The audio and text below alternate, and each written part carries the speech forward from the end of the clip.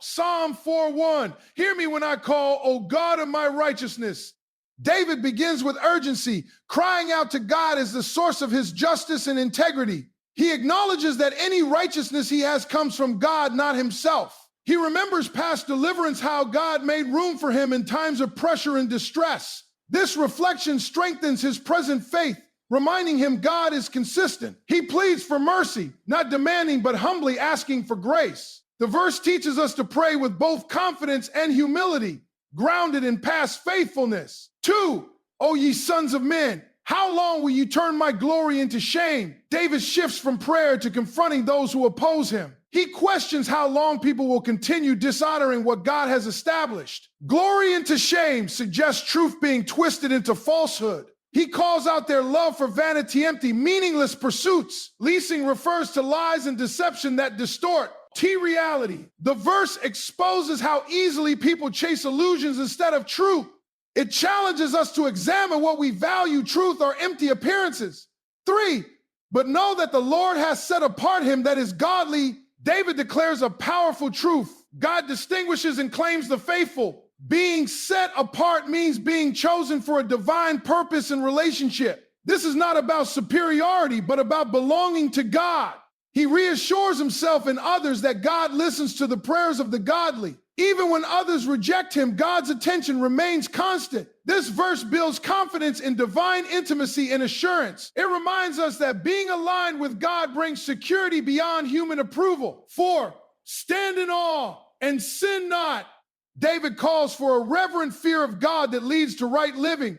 True awe of God restrains sinful impulses and reckless behavior.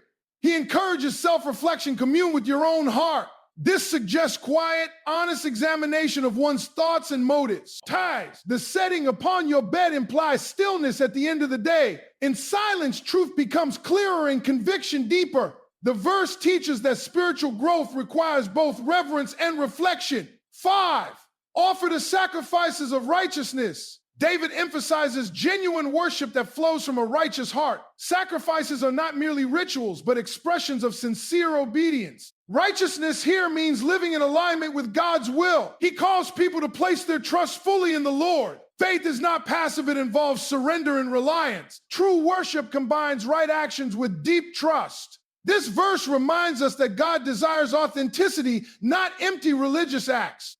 6, there be many that say, who will show us any good?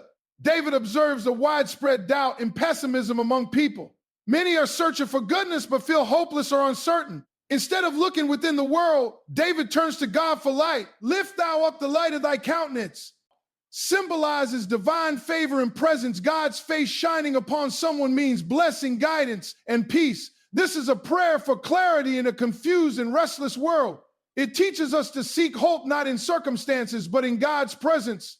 7, thou hast put gladness in my heart. David testifies to an inner joy that comes directly from God. This joy surpasses material abundance like harvests of grain and wine. It is deeper than temporary happiness tied to external success. God gives a kind of gladness that cannot be taken away by circumstances. This inward peace contrasts with the world's outward prosperity. It reveals that spiritual fulfillment outweighs material gain. The verse reminds us that true joy is rooted in relationship with God. 8, I will both lay me down in peace and sleep. David ends with a declaration of complete trust and rest. Despite troubles, he is able to sleep peacefully without fear. His security does not come from surroundings, but from God alone. Thou makest me dwell in safety shows divine protection. Peace here is not the absence of problems, but the presence of God. It reflects a heart fully surrendered and confident in God's care. The verse beautifully portrays the rest that comes from trusting God completely.